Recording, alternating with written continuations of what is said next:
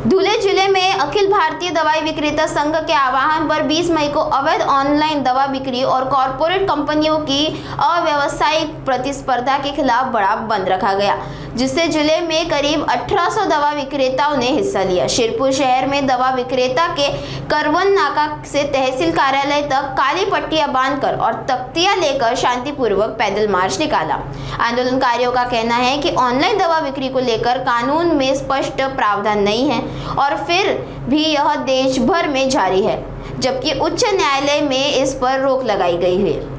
उनका यह भी आरोप है कि कोरोना काल में शुरू हुई होम डिलीवरी और कॉरपोरेट कंपनियों द्वारा दी जा रही भारी छूट के कारण स्थानीय दवा विक्रेताओं का व्यवसाय प्रभावित हो रहा है और कई दुकानों के बंद होने का खतरा पैदा हो गया है। मी अतुल दरबार सिंग सिसोदिया, शिरपूर शहरातील एक छोटासा केमिस्ट बांधव असून आज आम्ही संपूर्ण शिरपूर तालुक्यातील व महाराष्ट्र राज्याच्या केमिस्ट असोसिएशनच्या मार्फत तहसीलदार साहेबांना निवेदन या ठिकाणी देण्यासाठी एकवटलेलो आहोत। तहसील FDA मार्फत वेगवेगळ्या प्रकारच्या कायद्यांची अंमलबजावणी करून औषधीची विक्री व्हावी असे हजारो नियम आमच्यासारख्या साधारण केमिस्ट बांधवांना या ठिकाणी देण्यात आलेले आहेत।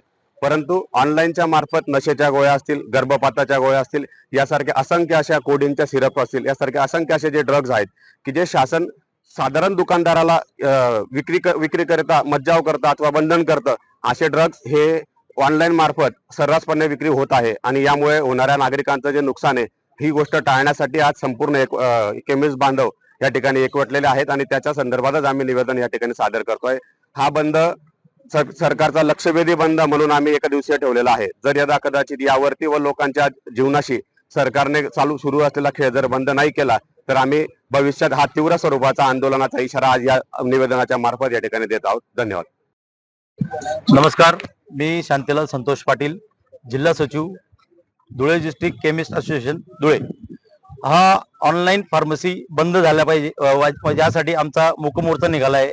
आदरणीय आप्पासाहेब जगन्नाथजी शिंदे जे आमचे नेते आहेत ऑल इंडियाचे, आज टोटल 12.5 लाख केमिस्ट लोकांचा बंद आहे।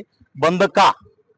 गव्हर्नमेंटने 2018 ला GSR 817 पारित केला, ज्यात सरकारमध्ये त्याची कुठली तरतूद नाही। त्याच्यानंतर कोरोना काळामध्ये GSR 220 पारित केला, त्याचं पण कायद्यात कुठलंही रूपांतर झालेलं नाही आहे। कोरोना जाऊन 5 वर्षे उलटून गेली तरी तो कायदा मागे घेतला नाही आणि जो 817 आहे त्याच्या पण गव्हर्नमेंटने पारित नाही। त्या विरोधामध्ये आमचा हा बंद पुकारला आहे। वारंवार सरकारला वेळ मागून सुद्धा आमच्या वरिष्ठांना वेळ मिळाली नाही, त्यानुसार म्हणून आम्ही हा बंद पुकारलाय आज एक दिवशी। आणि त्याच्यानंतर बंद का? कारण आज आमचा हा व्यवसाय आहे, हा drug and cosmetic act 1940 rule 1945 च्या अंतर्गत येतो। ऑनलाईन साठी कुठलाही नियम नाही, काही नाहीये। आणि जीवाशी खेळणारे हे ज्या मेडिसिन आहेत, जे कोरोना काळामध्ये सरकारने घरपोच औषधीला जी सुविधा दिली होती त्याचाच फायदा घेऊन ऑनलाईन कंपनी हा पुरवत आहेत आणि ते आरोग्याशी खेळत आहेत। काही गोष्टींचे आम्हाला सरकारचा किंवा प्रशासनाचा बडगा आहे की आम्ही हे देऊ नये ते देऊ नये आणि सर्रासपणे बोगस औषधी, स्पुरियस ड्रग्ज हे ऑनलाईनच्या मार्फत तरुण पिढीलापर्यंत जशा गर्भपातच्या गोळ्या, काही विगोऱ्याच्या नशेच्या गोळ्या हे बिंदास सर्रासपणे मिळत आहेत। आणि काही कॉर्पोरेट कंपनी आम्हाला त्यांचा नफा जाळून आमच्याशी स्पर्धा करत आहेत, कारण शेवटी औषधीच्या किमती हे केंद्र सरकारने ठरवले आहेत आणि आमचं मार्जिन सुद्धा केंद्र सरकारने ठरवलं आहे। तर ते सुद्धा ते जाळून ते आमच्याशी हे करतायत, कॉम्पिटिशन करतायत। याचं कारण असं आहे की ते आम्हाला मारून आणि त्यांची एक मोनोपॉली तयार होईल याच्यापुढे। आणि शेवटी एक निवेदन आम्ही असं करतो की शेवटी हा औषध व्यवसाय हा एसेन्शियल कमोडिटी म्हणजे अत्यावश्यक सेवेमध्ये येतो। आमचा लढा हा सरकारशी आहे, जनतेशी नाही, रुग्णांशी नाही। आम्ही कुठल्याही रुग्णाला वेठीस धरणार नाही। प्रत्येकाला काही आज इमर्जन्सी असेल तर आमचे काही नंबर्स आम्ही FDA डिपार्टमेंटला मॅडमला दिलेले आहेत, त्यानुसार आम्ही पब्लिकला सेवा देऊ।